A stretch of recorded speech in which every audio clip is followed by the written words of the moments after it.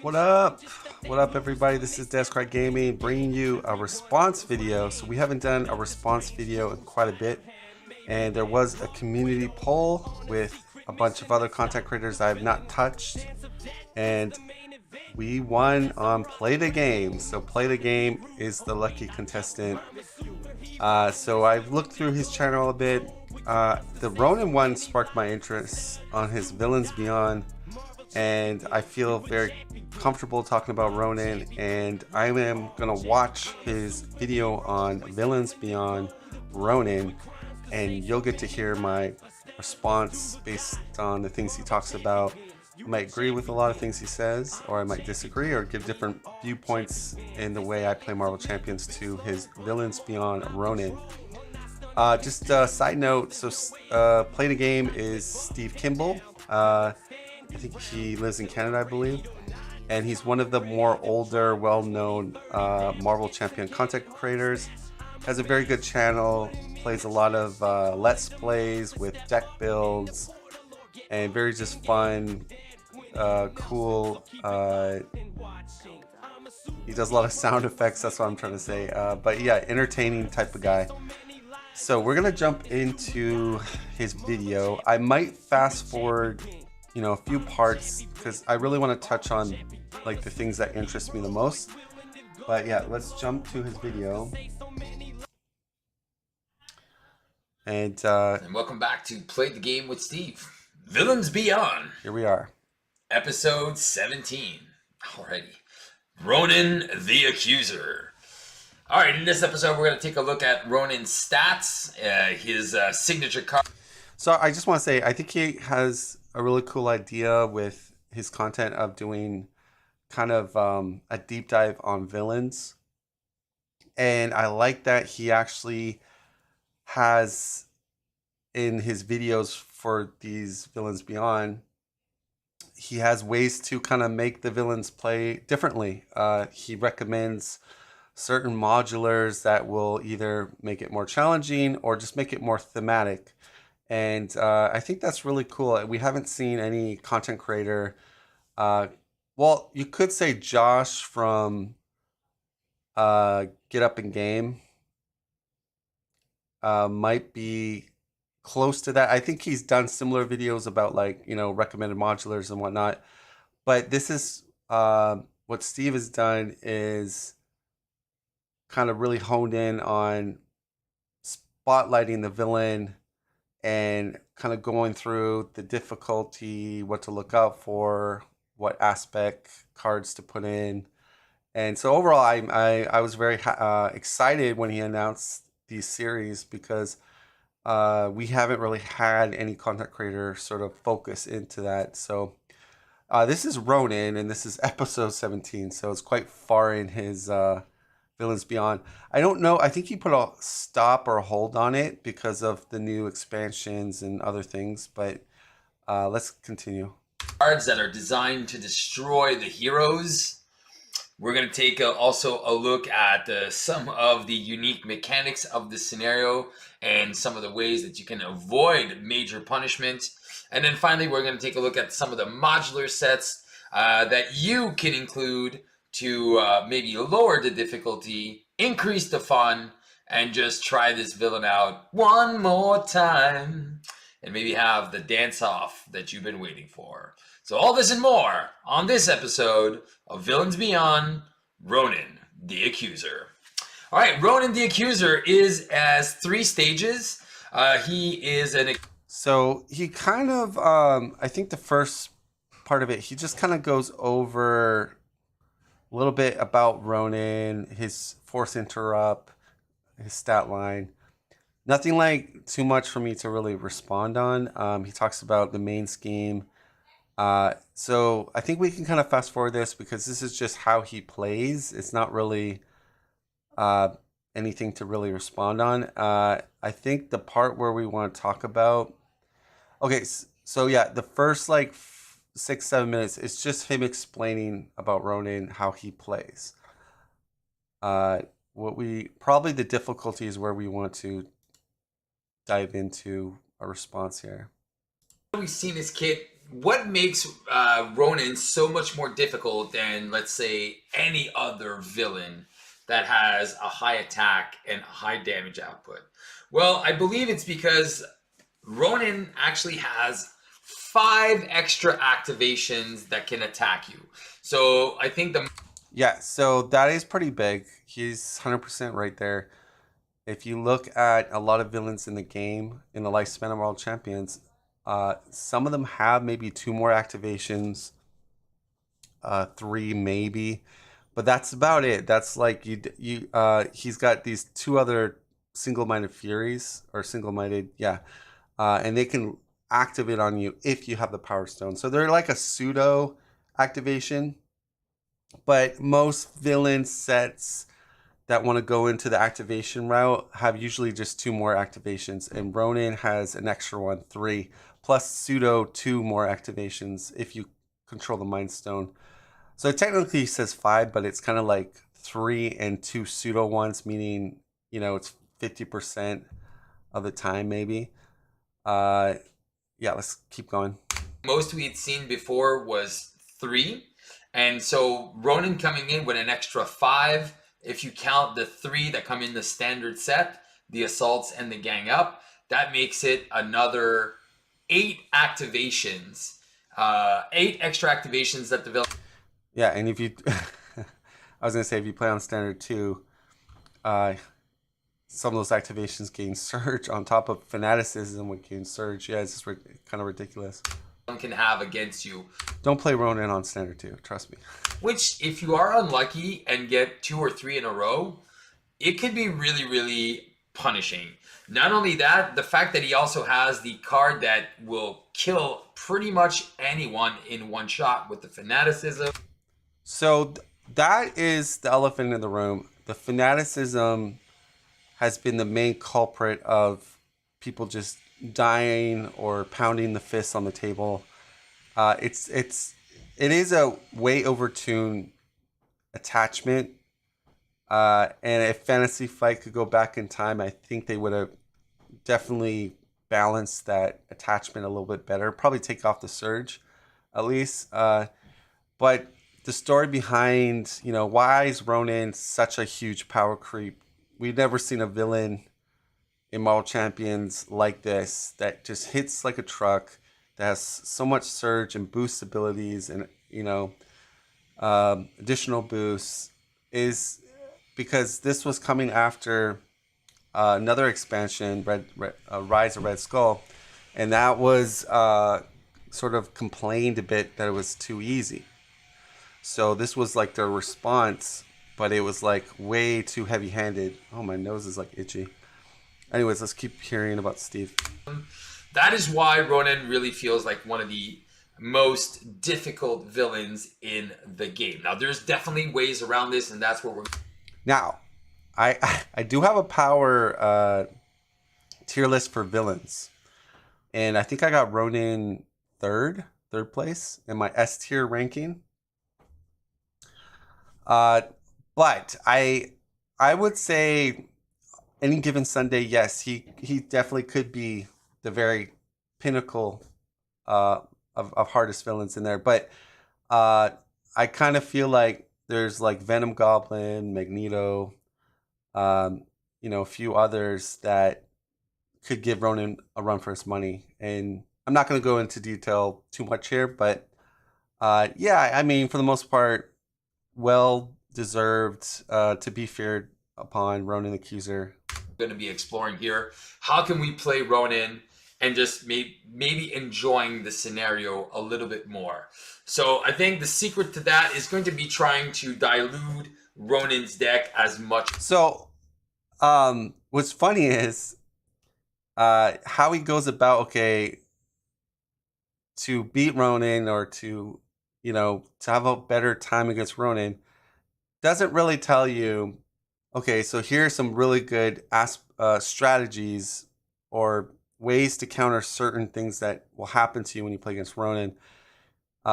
Instead, Steve decides to go into modular recommendations. And I guess the point is the recommended one, which is Kree Militants, really supercharges Ronan even more because you have minions with high health, quick strike, guard, patrol, stalwart, a boost ability overkill, boost ability piercing, and finally boost ability triple.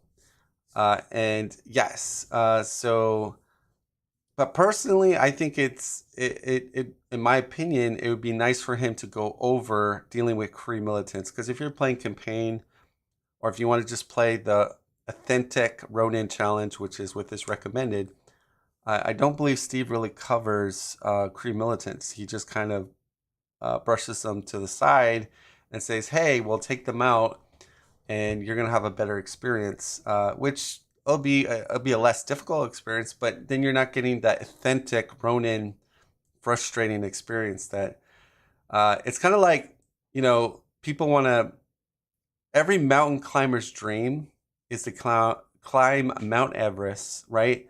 And but it's not the same if you get helped, or you get like one of those what do you call those native climbers that live near the mountain, that basically rich people pay, and they basically get a free ticket to to the top of Mount Everest thanks to the that's that person that they hire. It's not the same, right? You like kind of cheated there, like, but I'm not saying you're cheating by changing the modulars, but what I'm trying to get my point is, um, when you beat Ronan with his recommended, it's like this really feeling of like you defeated, one of the most challenging modular slash villains in the game. So it would be nice if he kind of went into the Kree. Did he go into the Kree? No, he didn't go into the Kree militants. But anyways, so then he's recommending. I'm talking too much. Let's keep going. As possible. Also, one of the big recommendations I would say is play with the Milano and leave ship command behind. Again, I mean, here's the thing, right? If you want to have a more easier time dealing with Ronan, yes, what Steve is saying here is it's like handicapping yourself, or giving you a bonus against Ronan, right? So you're getting the Milano without the negatives to it. kind of recommended this with Nebula as well. Again, so you can actually use the Milano for different purposes. And the Milano can actually be used either as a resource, or it can use to always cancel the treachery and not worry about anything else. So I think this is going to be the first recommendation to kind of modify Ronan a little bit. How can you make his deck more fun? So let's go take a look at some of the modular sets I would recommend to decrease Ronan's difficulty. And that's the interesting point, right? So some people equal fun in Marvel Champions by winning and not losing, and not facing a very difficult scenario. Because based on what he's saying, that's equal fun. But I'm the opposite. I don't want an easy scenario. I don't want something too over the top, which Ronan is very close to that. But I also want, I mean, I'm a veteran Marvel Champion player. So at this time in my life with the game, I want to go head to head with some of the baddest scenarios, and test my mettle basically. But to each of his own. All right, let's start talking about recommendations. I do like when he goes thematic though. When he kind of ties things like this will make it more thematic. So I haven't I don't remember seeing all of it. So I'm interested to see if he ties something thematically to the modular to Ronan, or if it's just making it more easier. To kind of tune down Ronan the Accuser, because he really does feel like he is overtuned. So for this video, it's going to be a little bit. So 100%, when he was released at the time of our card pool, Ronan was way overtuned, correct. He was very hard, very challenging. But I do believe with the better hero, the newer heroes and bigger card pool, different aspect cards that we can now utilize against Ronan and some of his clever tricks that he pulls on us, I think we have a way better shot at controlling him or defeating him. But let's keep hearing Steve. Different. Instead of trying to increase thematics and all that stuff, let's just find ways to make Ronan more enjoyable as a scenario, even though it is still painful. And I think there's nothing you can do to change that if you get some bad encounter cards in a row. Regardless of what you put in the encounter deck, it might still be... Not true. I mean, here's the thing. When I'm playing Ronan, and say if I'm playing Black Widow, and I get my Shadows of Past to show up, that's 2 3 HP guard minions, Hydra guard minions, which are really weak with a 1 boost, and then a really weak Treachery, and then you got Taskmaster that shows up that is quite killable at 4 HP. So that does clunk up his encounter deck with a lot less weaker Treacheries, weaker minions. So I do think, I don't know if he mentions that some, well, that's more of a kind of a veteran knowledge that, sometimes your Shadows of Past is a boon, not a bane. And that is hero dependent because some heroes have very bad Shadows of Past, i.e. Cable, Phoenix, Hulk has kind of a bad one too, Valkyrie. Anyways. Unfun for you, so I'm not gonna push that says that my recommendations are gonna make every game easier, but they're definitely gonna be helping out in to giving you the best chances possible versus Ronan. So the first modular set that I would 100% recommend to include is from the Green Goblin scenario pack. It is the Goblin Gimmicks. This comes with 2 Pumpkin Bombs, 2 Goblin Gliders, 2 Regenerative Healings, and 2 Intimidations. So this is a 8-set modular set that has some very, very weak effect cards. Bomb Scare. Not Bomb Scare. Pumpkin Bombs. It's an attachment that, when he attacks, you'll take 2 indirect damage. Yeah, I mean... to save some time, pretty much a lot of the modulars, and especially the older modulars, are when you chuck out Kree Fanatics, it's going to make him a lot more, the power sauce goes down, basically.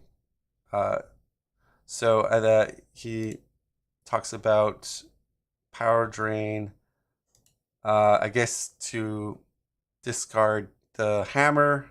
I think that's what he's mentioning. Bomb Scare is one of probably the easiest modulars out there that came with the core set. So that's pretty straightforward. That's pretty a weak effect. Just get it confused. It's not too bad. And then yeah, the Hydra bombers are even more laughable. So yeah, I mean, I don't want to talk too much about. Like I said, to each of their own. I'm not.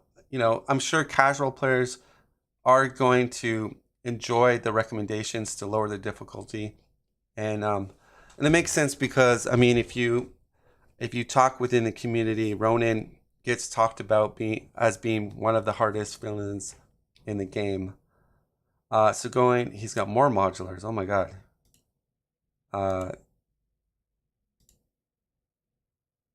So yeah, wow. So a lot of spicy modulars here. This is what I want to get into. So this is where he actually addresses maybe strategies to defeat Ronan, and I find that more of a response thing to do. So we're gonna go to it. So on that note, let's take a look at some of the aspect cards that I highly recommend that you play to help you in your battle versus Ronan. All right, so we got this in the Wolverine scenario pack, the Wolverine hero pack. It is Sunfire. Sunfire with a lightning resource can get rid of this weapon attachment, and it never comes back out until the next deck pass. So Sunfire, definitely the guy you want to add in aggression. And adding a Wolverine, the fact that he has piercing is going to shred through Ronan's armor like knives through butter, hot knife through butter. So these two allies are your best friend. Yeah, so 100% Sunfire is a really, really, really, really strong ally counter to Ronan. It really does a couple things. It gets rid of the hammer, like you mentioned, but not only that, you avoid the extra encounter card, and the hammer gets discarded. It doesn't go back into the deck. So yeah, if you're playing a player counted Ronin game, and if someone's aggression, that's 100% auto include Sunfire, 100%. Wolverine's also, I agree with him, excellent ally if you can kind of keep them there on the playmat. There's a lot of tough that Ronin gets. And there's, yeah, pretty much that. Yeah, let's keep going. If you are playing in aggression, if you're going to go into the protection route, I highly recommend Nightcrawler. Nightcrawler. Yeah, so that's another good recommendation. Nightcrawler is really, really good versus the villains that hit like trucks with overkill. And yeah, he's probably one of the best allies against Ronan. And the fact that you can keep recalling Nightcrawler every round, because he comes back to your hand, you just play him again. And if you put like team training or like some resource generators that can kind of help you pay for him constantly every round, it's almost like this guardian angel every round for you to not get smashed like a pancake. Can help you versus any attacks. If you're playing an X-Men character, you can just bounce him, especially if Ronan has fanaticism. If you're playing an X-Men character, for one lightning resource, you can absorb the entire attack of a fanaticism attack, and just by bouncing him and then playing him again and again, and then that 2 thwart and 2 attack can also help a lot. So Nightcrawler, number 1 recommendation. Second number, I would say, if you're playing an X-Men. If you're not playing X-Men, but you can still declare Nightcrawler a defender for anybody on the table, and you can still proc his interrupt.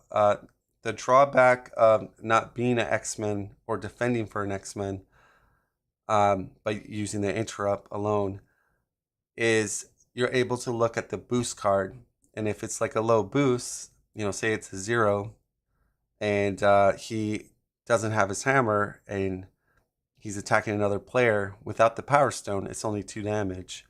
So that's where Nightcrawler is more helpful. When you have X-Men traded people, you can then use the interrupt when it's a really, really high damage. So it's gonna say Black Widow. I definitely agree. Black Widow is amazing. Again, mainly to give you another tool to cycle out a bad card, such as fanaticism. I would highly recommend instead Black Widow, another 3-cost card. I recommend them both. Black Widow will just cancel any card. So if he does get the fanaticism, by spending a mental resource, you can just cancel that fanaticism so it doesn't come out, and then you are safe. And then there's a lot more chances that you can block his attacks with allies and stuff like that.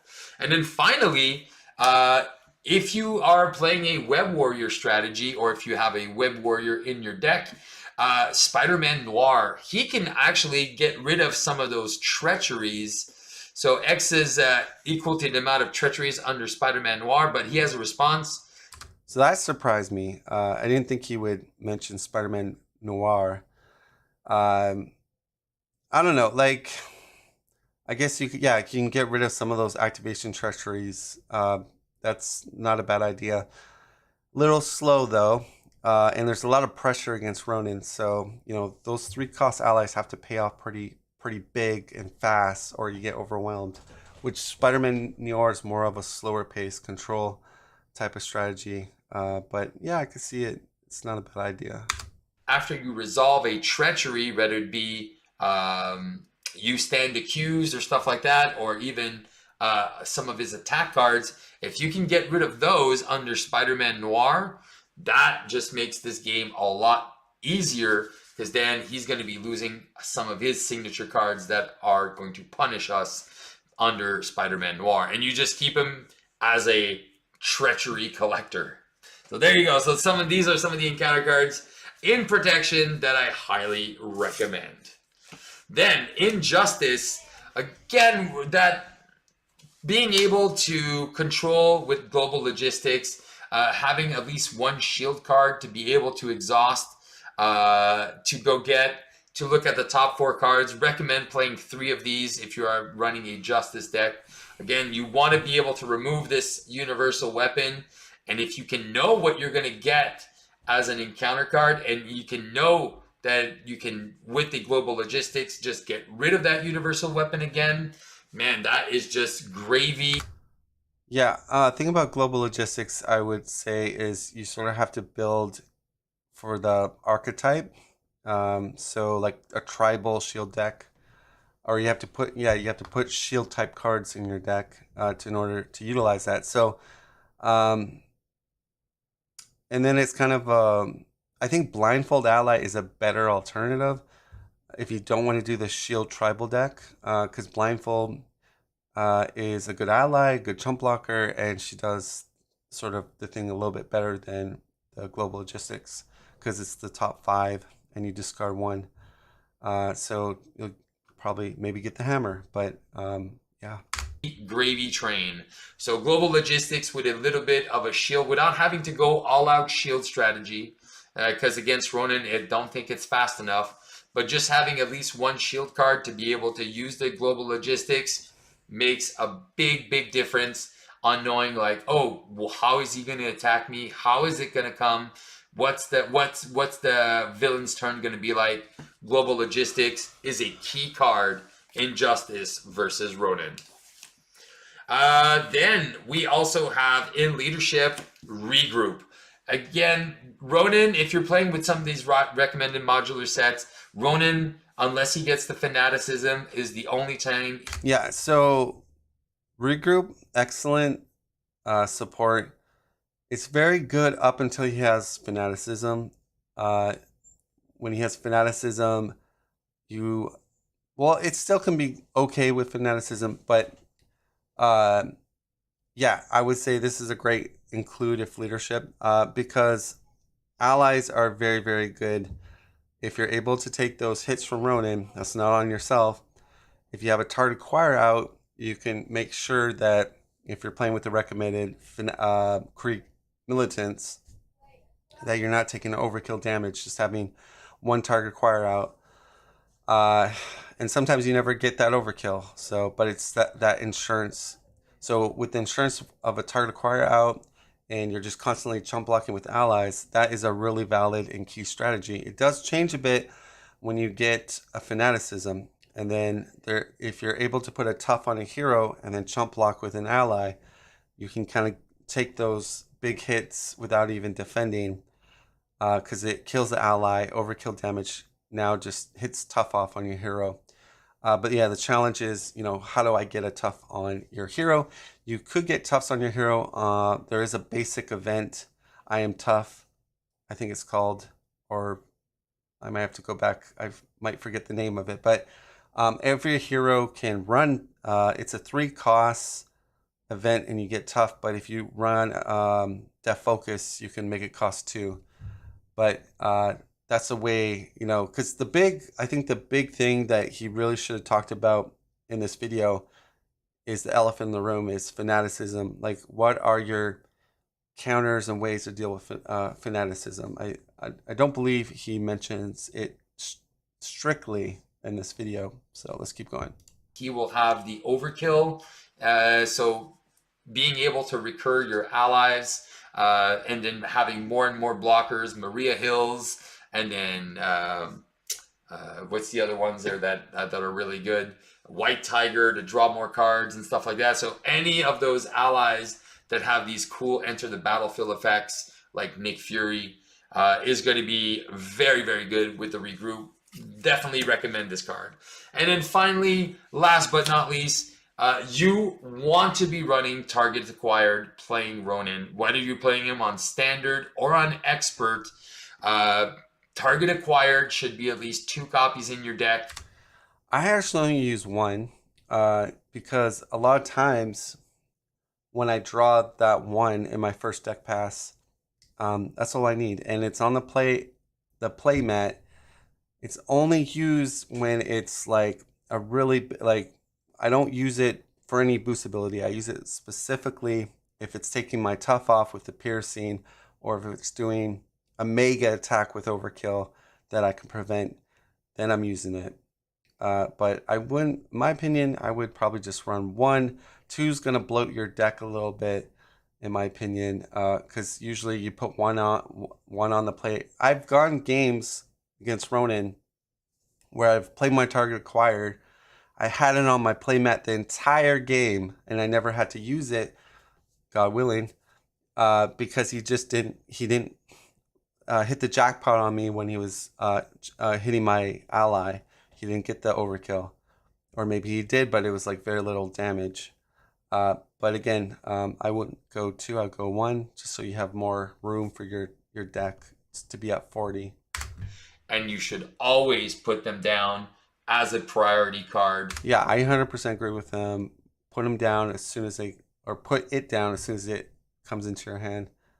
Because then if you get rid of that weapon and then he draws it as a boost. Oh yeah, and that's the other side note. I'm talking about more of, surviving and using chump blockers and whatnot.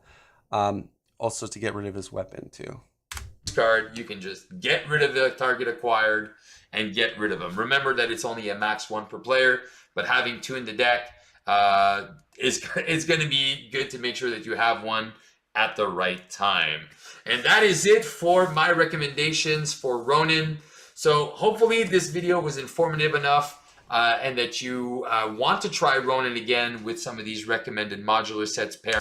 All right, so all in all, I think it was good contact by him. It didn't really touch on how to really effectively counter Ronan strongly. My ideas are this. How do you deal with fanaticism? It didn't really go into that. And I can go into it here. I'm not sure. But there's other things like how do you deal with Kree militants? Didn't talk about Kree militants. You have to sometimes steal the Power Stone away from him on the 2B scheme, because you can't threat the main when he flips to 2B. So another thing you should have probably mentioned was you got to make sure you have easy ways to do 3 or more damage to Ronan. You might want to run a couple more attack events that can do 3 damage. But one thing I would say is the key strategies with Ronan real quick. Stun confusing is very important. I say confusing even more. Getting the hammer away from him is also really important. It lowers his stats.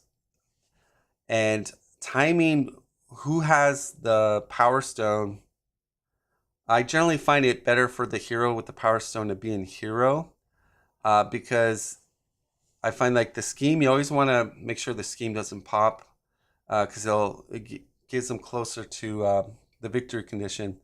But I always find the hero that doesn't have the Power Stone, he can flip to altar a little bit more safely, because that's one less boost card. That means less threat is going on the main. And then having that target acquire on the play area, even if you're taking 2 boost cards, it's going to give you that get out of free jail card if he hits the right combo on you, whether it's piercing or overkill. The other thing I would say is, once you got the hammer off him, if he's attacking you without the Power Stone, he's only a 2 attack with 1 boost. So that's not too scary. What makes him scary is you have the Power Stone, he has his freaking hammer, and it's hammer time with additional boosts. So that's where he goes into, sometimes 7 to 10 double-digit numbers, which is unheard of in this game. Well, he usually gets the double-digit numbers when he has fanaticisms, because they +1 his attack as well. And that's the other point I made. So how do you counter fanaticism? Because that's like the elephant in the room. The best way to counter it is, there's a couple ways. Tough on a hero, chump blocking with the ally.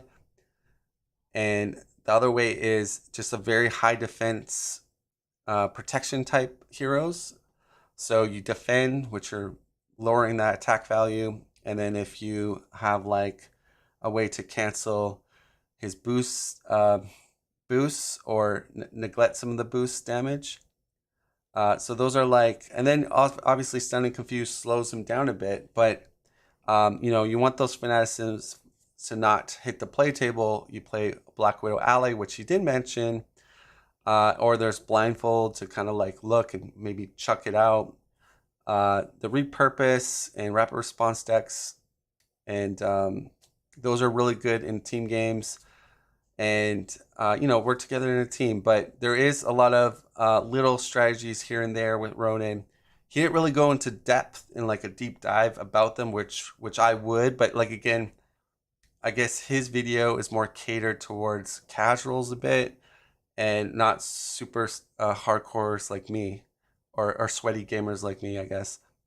Yeah, so this is kind of my response video on Steve from PlayDGame. I will put a link to his channel. If I'm sure everyone's heard of him, but there'll be a link to his channel. Go there and tell him Descry sent you there.